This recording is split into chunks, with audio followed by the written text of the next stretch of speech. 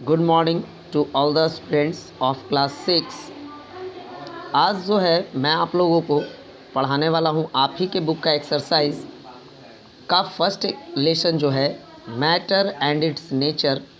Matter and it's nature, जिसमें आज आप लोगों को मैं डील करने वाला हूँ क्वेश्चन आंसर से। जिसमें आज मैं आपसे डील कौन से चीज़ों से करने वाला हूँ, तो मैं आपके साथ करने वाला हूँ डील क्वेश्चन आंसर के साथ। मतलब आपके जितने भी क्वेश्चन बचे हुए थे इसके पहले वाले वीडियोस में भी मैंने आपको क्वेश्चन आंसर भेजा था। आप लोगों को करना क्या है कि वीडियो को देखने के बाद आज होमवर्क के तौर पे, है ना, किसके तौर पे, तो होमवर्क के तौर पे आप लोगों को आज बना के भेजना है फेयर कॉपी। क्या बना के भेजना है, तो भेजना है फेयर कॉपी, है ना। साथ में आप लोगों को करना क्या है कि इसको एग्ज़ाम के लिए जो आपका होगा फर्स्ट टर्म एग्ज़ाम, उसके पर्पज़ से, है ना, आपको इसको करना है याद। इसको क्या करना है, याद करना है। तो आप लोग ध्यान में रखेंगे। अब चंद ही सेकंड्स में आप लोगों के सामने क्या होगा कि आपके बुक का पहला एक्सरसाइज जो है वो खुलने वाला है, तो आप लोग इसको तैयार करेंगे, है ना। तो चलिए आप लोगों को मैं लिए चलता हूँ मैटर एंड इट्स नेचर पर, है ना, जहाँ से हम लोग देखेंगे कि उसका सॉल्यूशन मैंने बना के रखा है और सॉल्यूशन आप लोगों को यहाँ दिखाई भी देगा। साथ में मैं करूँगा क्या कि बहुत सारे बच्चों का शिकायत ये भी हो सकता है कि सर ऐसा है कि हम लोगों को तो सर दिखाई ही नहीं दे रहा है, तो कैसे आखिर किया जाए। तो आप लोगों को मैं करने वाला क्या हूँ कि आप लोगों को मैं साथ में इसका देने वाला हूँ पीडीएफ फाइल, है ना, जो कि आपको ग्रुप में इस वीडियो के मिलने के तुरंत बाद मिल जाएगा। और आप पीडीएफ फाइल की हेल्प से भी, पीडीएफ फाइल के हेल्प से आप उसको लिख सकते हैं, है ना, अपने कॉपी पे with the help of PDF file. PDF file, इसकी सहायता से आप लोग अपना नोट्स तैयार कर सकते हैं। तो आप लोगों को दिखाई भी दे रहा होगा स्क्रीन पे। आप लोगों को मैंने question number A, question number B और क्वेश्चन नंबर सी तीनों प्रीवियस वीडियो में अवेलेबल करवा दिया था, है ना। मैंने जो है आपको question number A, question number B और क्वेश्चन नंबर सी तीनों जो है मैंने प्रीवियस वीडियोस में आपको अवेलेबल करा दिया था। तो आप लोगों को अब क्या करना है कि इन जो बचे हुए क्वेश्चंस हैं उसको मैं यहाँ सॉल्व कर रहा हूँ, उसको आपको देखना है, समझना है ना। और इसके बाद हम लोग आगे का चर्चा करेंगे। तो चलिए आज हम लोग शुरू करते हैं क्लास 6 का सब्जेक्ट साइंस का एक्सरसाइज नंबर फर्स्ट, जिसका नाम है मैटर एंड इट्स नेचर। इसको हम लोग तैयार करते हैं आज।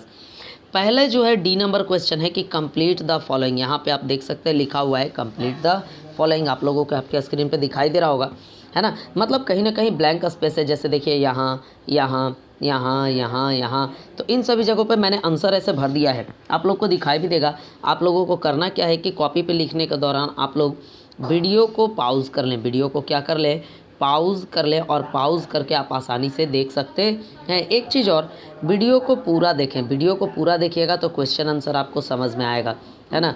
वीडियो को आप पूरा देखिएगा तो आपको क्या समझ में आएगा, क्वेश्चन आंसर समझ में आएगा। और समझ में अगर आता है तो आपको याद करने की आवश्यकता ज़्यादा नहीं होगी, इस बात की मैं आपसे गारंटी लेता हूँ। तो आइए बगैर समय नष्ट किए हुए हम लोग शुरू करते हैं आज का हमारा पहला सेशन, जो कि है matter and it's nature lesson से। और हम लोग स्टार्ट करने वाले हैं कंप्लीट द फॉलोइंग को। पहला है the space anything occupies is called its volume. कोई भी चीज़ जितना जगह घेरता है, साफ तौर पे लिखा जाता है कि स्पेस ऑक्यूपाइड बाय एनीथिंग, है ना। जितना भी कोई जगह घेरता है, space occupied by anything, that is called its volume. That is called its volume. That is called its volume. आपको दिखाई भी दे रहा होगा। वॉल्यूम को हिंदी में कहा जाता है आयतन। याद रखेंगे इसको कि वॉल्यूम को हिंदी में क्या कहा जाता है, तो आयतन कहा जाता है। इस बात पे पूरे अच्छे तरीके से आप लोग ध्यान रखेंगे कि वॉल्यूम को हिंदी में क्या कहा जाता है, तो कहा जाता है आयतन, है ना। अगला है कि the amount of matter anything contains is called its mass. अगर किसी मैटर में, अगर किसी सबस्टांस में जितना अमाउंट होता है मैटर का, जितना अमाउंट किसका होता है, मैटर का, तो इस अमाउंट को क्या कहा जाता है, कहा जाता है मास। आप लोगों के आपके स्क्रीन पे दिखाई दे रहा होगा, मैं उम्मीद करता हूँ, है ना। अगर किसी प्रकार की परेशानी हो तो आप लोग मेरे व्हाट्सएप पर आप मुझे अपने डाउट्स को भेज सकते हैं, है ना। और जहां मैं आपका डाउट्स क्या करूंगा, क्लियर करूंगा, लेकिन डाउट्स के साथ अपना नाम ज़रूर भेजें, है ना, ताकि मैं अगले आने वाले वीडियोस में, है ना, आपके नाम के साथ उस क्वेश्चन को सॉल्व करूं, ताकि आपको लगे कि हाँ हमारे टीचर्स जो है हमारे पूछे गए क्वेश्चंस का जवाब देते हैं। अगला है मैटर एग्जिस्ट इन। तो हम लोग जानते हैं यहाँ से देखिए क्लियर बात है कि हम लोग पहले से जानते हैं ये है मैटर।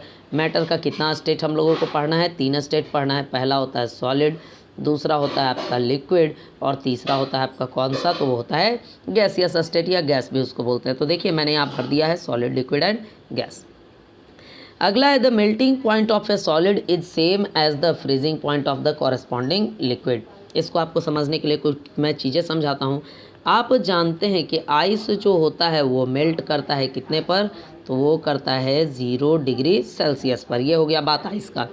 और आप जानते हैं कि वाटर जो होता है वो फ्रीज़ करता है, फ्रीज़ मतलब जम जाता है कितने डिग्री सेल्सियस पे, तो ये भी जमता है 0 डिग्री सेल्सियस पे। अब यहाँ पे देखिए कि आइस का मेल्टिंग पॉइंट है ना, आइस का जो मेल्टिंग पॉइंट है आपको दिखाई दे रहा होगा आपके स्क्रीन पे कि आइस का जो मेल्टिंग पॉइंट है वो भी है 0 डिग्री सेल्सियस और वाटर का जो फ्रीजिंग पॉइंट है वो भी क्या है 0 डिग्री सेल्सियस। इसका मतलब ये हुआ कि किसी सॉलिड का मेल्टिंग पॉइंट उसी के लिक्विड के फ्रीजिंग पॉइंट के जैसा ही होता है। तो आप लोगों को यहाँ पे दिखाई दे रहा होगा, है ना। चलिए हम लोग अब आगे की ओर चलते हैं। लिखा हुआ है N element is a substance that can not be broken into simpler substances by chemical means. इसके बारे में हम लोग जान लेते हैं। केमिकल मीन्स का मतलब होता है by applying chemical methods. Chemical means का मतलब होता है बाय अप्लाइंग केमिकल मेथड। तो एलिमेंट पर किसी भी प्रकार के केमिकल मेथड्स को इस्तेमाल करके आप उसको चेंज नहीं कर सकते हैं डिफरेंट प्रॉपर्टी वाले सबस्टांस में। इसको आप लोग याद रखेंगे, है ना, कि एलिमेंट पर किसी भी केमिकल मेथड का इस्तेमाल करके आप उसको उसके अलग गुण वाले सबस्टांस में नहीं बांट पाएंगे। तो ये था सवाल नंबर 5। अब आते हैं हम लोग सवाल नंबर 6 की ओर, है ना। आप लोग वीडियो को अच्छे तरीके से देखते रहे। मैं उम्मीद करूँगा आप लोगों को समझ में आ रहा है। और अगर आप लोगों को समझ में नहीं आ रहा है तो मैं फिर से कह रहा हूँ कि आप लोग मुझे क्या करें कि आप लोग मुझे व्हाट्सएप पे मैसेज करें, है ना। व्हाट्सएप पे मैसेज करें। मैं अपना व्हाट्सएप नंबर फिर से एक बार यहाँ पे दे रहा हूँ 7050509234, है ना। और हम लोग क्या करेंगे कि हम लोग डिस्कस करेंगे उस चीज़ को। हम लोग जो आप पूछिएगा उस चीज़ को डिस्कस करेंगे। अगर आपको और ज़्यादा प्रॉब्लम होता है तो आपको करना क्या होगा, आपको अपना बुक जो नहीं समझ में आ रहा है जो टॉपिक, बुक से उसका पिक्चर खींच लीजिए और बुक से पिक्चर खींचने के बाद आप उसका इमेज, है ना, मुझे मेरे व्हाट्सएप पे सेंड करें अंडरलाइन करके, है ना, अंडरलाइन करके भेजेंगे ताकि मुझे समझ में आएगा कि आपको कौन सा चीज़ नहीं समझ में आया, उसको मैं क्लियर करवाने का प्रयास करूँगा, है ना। तो आप लोगों के पास ये है ऑप्शन। अब आप लोग देखें कि क्या है लिखा हुआ है कि compound can be broken down into simpler substances by chemical means. मैं इसको समझा देता हूँ। जैसे आप लोग देखिए कि वाटर मैंने लिखा, वाटर का केमिकल मॉलिक्यूलर फार्मूला क्या होता है H2O। अगर वाटर में से हाई वोल्टेज इलेक्ट्रिसिटी पास करवाया जाए तब, हाई वोल्टेज करंट पास करवाया जाए तब यही आपका जो है कौन, तो H2O ये ब्रेक डाउन कर जाएगा किस में, तो हाइड्रोजन में और ऑक्सीजन में। होगा क्या कि हाइड्रोजन जलने लगेगा और ऑक्सीजन जलाने में हेल्प करने लगेगा। हम लोग ऐसे भी जानते हैं, या आप लोग अपर क्लासेस में जाइएगा तब जानिएगा आप क्या, मैं वो भी आपको बता दे रहा हूँ यहाँ पे कि आप लोगों को जानने लायक क्या है। तो आप लोग जानेंगे कि oxygen is supporter of combustion, oxygen is supporter of combustion, इसको आप लोग जानेंगे कि बगैर ऑक्सीजन के कोई भी चीज़ जलता नहीं है। तो मैं उम्मीद करता हूँ आपको समझ में आ रहा होगा। 7 नंबर सवाल की ओर चलते हैं। 7 नंबर सवाल में लिखा हुआ है कि a molecule of an element is made up of atoms of same kind.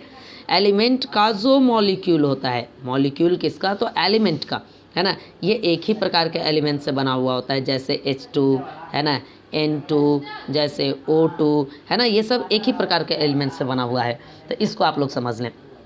अब आता हूँ मैं सवाल नंबर 8 की ओर। लिखा हुआ है कि a molecule of a compound is made up of atoms of 2 और मोर काइंड। जो आपका होता है, जैसे आप देखिए मैं कुछ कंपाउंड लिख रहा हूँ, NaCl ये एक कंपाउंड है, फिर मैं लिख रहा हूँ H2O ये एक कंपाउंड है, CaCO3 ये भी एक कंपाउंड है, फिर मैं लिख रहा हूँ HCl ये भी एक कंपाउंड है। तो आप देख सकते हैं यहाँ पर क्लियरली आपको ये दिखाई देगा कि यहाँ पर जो है क्या हो रहा है, तो Na मतलब सोडियम ये अलग एलिमेंट है, क्लोरीन मतलब Cl मतलब क्लोरीन ये भी अलग एलिमेंट है। तो ये दो अलग अलग एलिमेंट से मिलकर बना है, इसलिए ये कंपाउंड है। यहाँ देखिए ये है हाइड्रोजन और ये है ऑक्सीजन, ये दोनों भी अलग अलग एलिमेंट से बना है, तो ये भी क्या है, कंपाउंड है। यहाँ देखिए 3 एलिमेंट्स हैं, कैल्शियम, कार्बन और ऑक्सीजन, बनाया क्या, कैल्शियम कार्बोनेट, तो ये भी एक कंपाउंड है। यहाँ 2 एलिमेंट है, हाइड्रोजन और क्लोरीन। तो कहने का मतलब ये हुआ कि कंपाउंड का जो मॉलिक्यूल होता है यह 2 या 2 से अधिक अलग प्रकार के एटम्स से बना हुआ होता है। तो ये यहाँ तक की बातें थी। अब आते हैं 9 नंबर में। 9 नंबर में लिखा हुआ है कि electron revolve round the nucleus in an atom. आप लोगों को यहाँ पे ये दिखाई दे रहा होगा। चलिए इसको समझाने के लिए मैं कुछ और विशेष प्रकार का कार्य कर लेता हूँ। चलिए मान लीजिए कि ये है एटम का न्यूक्लियस, ये होता है सेंटर में, है ना। अब क्या है कि ये हो गया आपका एटम का न्यूक्लियस। तो ये देखिए ऐसे करके ऐसे पाथ पे आपका इलेक्ट्रॉन क्या करता है, तो ट्रैवल करते रहता है। मतलब सर्कुलर ऑर्बिटल पाथ पर इलेक्ट्रॉन क्या करता है, तो ट्रैवल करता है। यहाँ ट्रैवल करता है इलेक्ट्रॉन, यहाँ ट्रैवल करता है इलेक्ट्रॉन, यहाँ ट्रैवल करता है इलेक्ट्रॉन। लेकिन होता क्या है कि यहाँ पे आप देख सकते हैं ये जो न्यूक्लियस होता है यहाँ रहता है न्यूट्रॉन और रहता है कौन, प्रोटॉन। और आपका जो ये है आपका इलेक्ट्रॉन, ये ट्रैवल करता है इस पाथ पे, है ना। कुछ इस तरीके से पाथ पे क्या करते रहता है, चारों ओर से ट्रैवल करते रहता है। तो आप लोगों को दिखाई दे रहा होगा ये चीज़, यहाँ करता है इलेक्ट्रॉन, यहाँ रहता है इलेक्ट्रॉन, यहाँ रहता है इलेक्ट्रॉन। इलेक्ट्रॉन पे निगेटिव चार्ज, इलेक्ट्रॉन पे निगेटिव चार्ज, इलेक्ट्रॉन पे निगेटिव चार्ज। लेकिन प्रोटॉन पे कैसा चार्ज होता है, तो आप देख सकते हैं कि प्रोटॉन पे होता है पॉजिटिव चार्ज। प्रोटॉन पे कैसा चार्ज होता है, पॉजिटिव चार्ज होता है। इसका मतलब ये जो न्यूक्लियस है ये भी कैसा चार्ज पार्टिकल होता है, तो पॉजिटिव चार्ज पार्टिकल होता है। मैं उम्मीद करता हूँ आप लोगों को समझ में आ रहा होगा। तो आपका जो डी नंबर क्वेश्चन है उसका सॉल्यूशन पूरा हो चुका है ना। आप लोग उसको देख लें। अगर आप लोगों को समझ में नहीं आ रहा हो तो आप लोग मुझे बताएं कि सर मुझे समझ में नहीं आ रहा, मैं कोशिश करूँगा समझाने का। साथ में बहुत सारे छात्र ये कहेंगे कि सर इस PDF से हमको जो आप देख, ये जो वीडियो आप भेज रहे हैं, वीडियो में आपका लिखा हुआ मुझे स्क्रीन पे अच्छे से दिखाई नहीं दे रहा है। तो मैं उम्मीद करता हूँ कि ऐसे दिखाई तो देना चाहिए। आप लोग वीडियो को जब भी यूट्यूब पे देखें तो मिनिमम 360p या फिर आप 480p पे देखने का प्रयास करें, है ना। ज़्यादा नेट नहीं लगेगा क्योंकि वीडियो का साइज़ बहुत छोटा होता है। मैं जो वीडियोस भेजता हूँ उसका साइज़ बहुत छोटा होता है और साइज़ छोटा होने के कारण आप आसानी से 100 MB तक खर्च करके मेरे एक वीडियो को पूरा देख सकते हैं। इससे ज़्यादा आपका लगने वाला नहीं है। और लेकिन आप लोग कम से कम भी वीडियो का रिजोल्यूशन कितना पे करके देखें, 360 पे, तो आपको मेरा लिखा हुआ साफ साफ नज़र आएगा। लेकिन अगर तब भी नज़र नहीं आता है तो आज जैसे ही ये वीडियो आपको मिलेगा तो आपके ग्रुप में मैं इसी क्वेश्चन आंसर का PDF फाइल को भी सेंड कर दूंगा, है ना। मैं PDF फाइल को भी क्या करूँगा, सेंड कर दूंगा। आपको करना क्या है कि आपको इस PDF फाइल को करना है डाउनलोड, और डाउनलोड करने के बाद मेरे ही हैंड राइटिंग में आपको सारा क्वेश्चन आंसर लिखा हुआ मिल जाएगा। उसको आपको अपने फेयर कॉपी पे अच्छे तरीके से नोट कर लेना है। फेयर कॉपी पे क्या कर लेना है, नोट कर लेना है। और नोट करके आज शाम तक ही मेरे व्हाट्सएप पे, है ना, आपको ये होमवर्क सेंड कर देना है ताकि मैं भी देख सकूं कि कितने बच्चे जो होते हैं हमारी बातों को फॉलो करते हैं। तो ये सारी बातें थी यहाँ तक के लिए। चलिए अब हम लोग चूज़ द करेक्ट ऑप्शन में चलते हैं। सवाल नंबर है E, है ना। समय को नष्ट नहीं करते हैं, चलते हैं। लिखा हुआ है choose the correct option in each of the following. तो चूज करना है। तो चूज करने के लिए क्या है कि यहाँ पे दिया हुआ आपके बुक में था 4 ऑप्शन, लेकिन मैंने क्या किया कि मुझे 4 ऑप्शन लिखना नहीं था, मुझे नोट्स बनाना था। तो इसके लिए मैंने सिर्फ क्या लिख लिया, मैंने लिख लिया सवाल से रिलेटेड आंसर, ताकि आपका भी समय ज़्यादा ना लगे। तो यहाँ पर से चलते हैं। पहला सवाल है कि which of the following is not made up of matter. आपको बताना है 4 ऑप्शन था, उनमें से कौन मैटर नहीं है। तो याद रखिएगा कि जो मैटर नहीं होता है, जो मैटर नहीं होता है तो वो होता क्या है, वो होता है एनर्जी, है ना। तो लाइट होता है क्या, एनर्जी। इसलिए मैंने आंसर कौन सा लिख दिया, लाइट। अगला लिखा हुआ है कि ice melts at 0 degree Celsius. Ice जो होता है मेल्ट कितने पे करता है, 0 डिग्री पे। तो वाटर फ्रीज कितने पे करेगा, तो ये भी करेगा 0 डिग्री सेल्सियस पे। मैं उम्मीद करता हूँ आप लोगों को आपके मोबाइल स्क्रीन पे दिखाई दे रहा होगा, है ना। अगला है कि mercury melts at -39 degree C. अब देखिए ये जो है -39 डिग्री सी, ये हमारे रूम टेम्परेचर से नीचे है। ये हमारे रूम टेम्परेचर से कैसे है, तो ये हमारे रूम टेम्परेचर से बहुत ज़्यादा क्या है, कम है, जिसके कारण मरकरी कौन से स्टेट में पाया जाता है, तो मरकरी कौन से स्टेट में पाया जाता है, लिक्विड स्टेट में पाया जाता है। अगला है कि which of the following substances is an element. कौन सा सबस्टांस एलिमेंट है, तो ऑक्सीजन जो है वो क्या है, एलिमेंट है। उम्मीद करता हूँ आप लोगों को दिखाई दे रहा होगा। चलिए अगला सवाल की ओर चलते हैं। 5 नंबर है, लिखा हुआ है कि which of the following substance is a compound. कौन सा सबस्टांस ऑप्शन के मुताबिक था कंपाउंड, तो वो था कौन, तो कार्बन डाइऑक्साइड। क्यों था, क्योंकि कार्बन डाइऑक्साइड बना था कार्बन से, और बना किससे था, ऑक्सीजन से। और कब बना था, जब सफिशिएंट अमाउंट में एयर मिला था तब बना था। इस बात को भी ध्यान रखेंगे कि कार्बन डाइऑक्साइड का फॉर्मेशन कब हुआ था, तो सफिशिएंट अमाउंट में मिला था आपको क्या, एयर, तब बना था। अगला सवाल है कि which of the following is a mixture. तो ऑप्शन में मैंने क्या लिख दिया आंसर में, एयर। क्यों? क्योंकि हम लोग जानते हैं air is a mixture of different gases, है ना, डिफरेंट गैसेज। आपको स्क्रीन पे दिखाई दे रहा होगा, मैं आपको इलस्ट्रेट भी करते चल रहा हूँ। अगला है टिक द करेक्ट बॉक्स। तो इसमें क्या था ना कि आपके बुक में कुछ इस प्रकार का डायलॉग बॉक्स बना हुआ था और इस तरीके से एक जगह लिखा हुआ था यस और एक जगह लिखा हुआ था नो। तो मैंने क्या किया कि जिस सवाल में लिखा हुआ था यस मैंने डायरेक्ट उसको लिख दिया यस, और जिसमें लिखा हुआ था नो मैंने डायरेक्ट उसको लिख दिया नो। तो आप लोगों को दिखाई दे रहा होगा आपके स्क्रीन पे। चलिए तो पहले सवाल से चलते हैं। पहला सवाल जो है आपका, पहला सवाल है कि do atoms normally exist independently but molecules do not. कहा कि ये जा रहा है यहाँ पर कि आपका एटम्स जो है इंडिपेंडेंटली एग्जिस्ट करता है, तो नहीं करता है, इसको याद रखिएगा, है ना। तो मैंने यहाँ क्या लिख दिया, नो लिख दिया है। अगला मैंने लिखा है कि is an atom electrically neutral. क्या एटम इलेक्ट्रिकली न्यूट्रल होता है? तो यस होता है। क्यों होता है? तो number of negative charges is equal to हो जाता है क्या, नंबर ऑफ पॉजिटिव चार्जेस के कारण।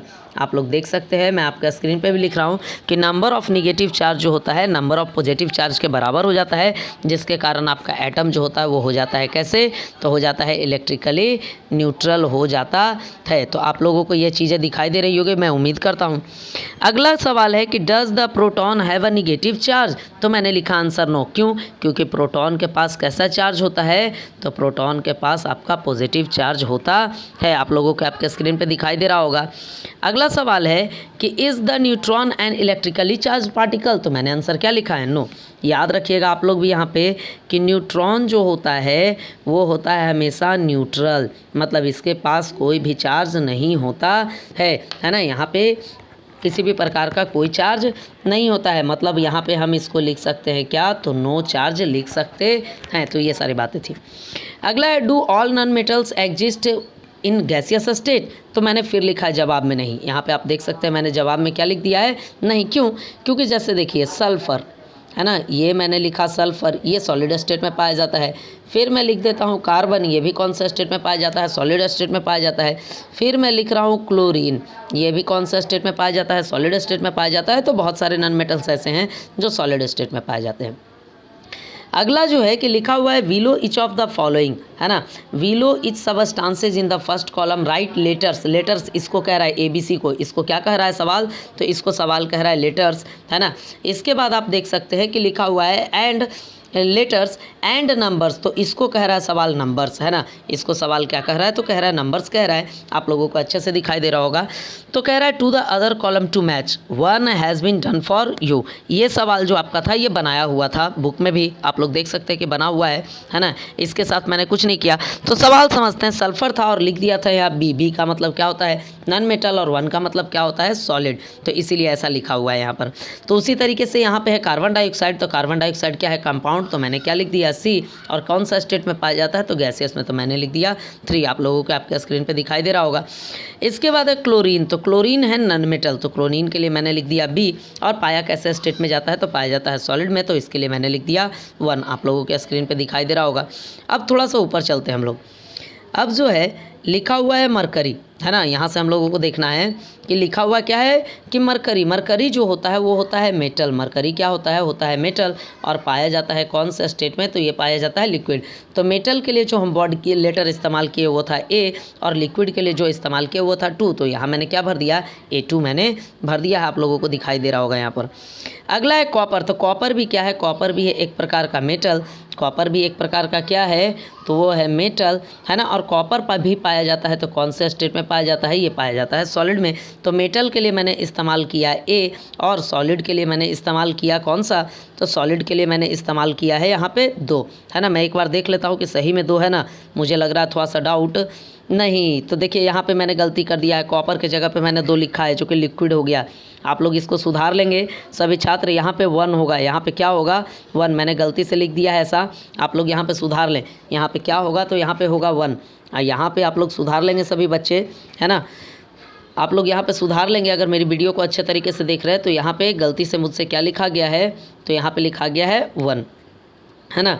तो लिखा गया है 2, जिसको करना क्या है, तो करना है 1। यहाँ पे आप लोग ध्यान देंगे है ना कि यहाँ पे जो है गलती से लिखा गया है 2, जबकि होगा क्या, तो यहाँ पे होगा 1। आप लोग इसको ध्यान देंगे, यहाँ पे मुझसे मिस्टेक हो गया है, आप लोग यहाँ पे सुधार लें, मैंने देखा नहीं था उस दौरान लिखने के दौरान, है ना। चलिए अब आगे की ओर चलते हैं। अब है ऑक्सीजन। तो ऑक्सीजन जो है वो है नॉन मेटल। ऑक्सीजन है कौन सा, तो नॉन मेटल। नॉन मेटल के लिए मैंने इस्तेमाल कौन सा किया है, तो बी। और ऑक्सीजन कौन से स्टेट में पाया जाता है, तो ये पाया जाता है गैसियस स्टेट में। तो गैसियस स्टेट के लिए मैंने कौन सा कोड इस्तेमाल किया है, 3। आप लोगों को दिखाई दे रहा होगा। इसके बाद है गोल्ड। गोल्ड जो होता है आपका क्या है, तो गोल्ड है आपका मेटल।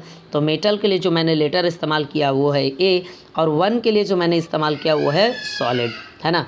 तो यहाँ पे मैंने इस तरीके से लिख दिया है, आप लोग देख लेंगे, है ना। एक जगह मुझसे गलती हो गई है कॉपर वाले जगह पे, मैं फिर से आप लोगों को सभी को बता रहा हूँ, जो भी बच्चे इस वीडियो को पूरा देख रहे होंगे, कॉपर वाले जगह पे गलती से मिस्टेक हो चुकी है ना, उसको आप लोग सुधार लेंगे, है ना। और इसके बाद आपका लेसन हो जाता है द एंड। लेकिन अब बात क्या रहा यहाँ पर, तो अब बात रहा है कि आज आप लोगों को अभी का अभी होमवर्क में बनाकर भेजना होगा आपको क्या, फेयर का कॉपी, और साथ में इस वीडियो के साथ आपको मिलेगा एक PDF फाइल का लिंक, है ना। उस लिंक को भी आप लोग कर लेंगे एक्टिवेट और वीडियो को देखना कर देंगे शुरू। तो मैं उम्मीद करता हूँ कि आप लोग सभी बच्चों को वीडियोस देखने पर समझ में आया होगा, है ना। तो आप लोग घर पर रहें, सुरक्षित रहें। थैंक्स।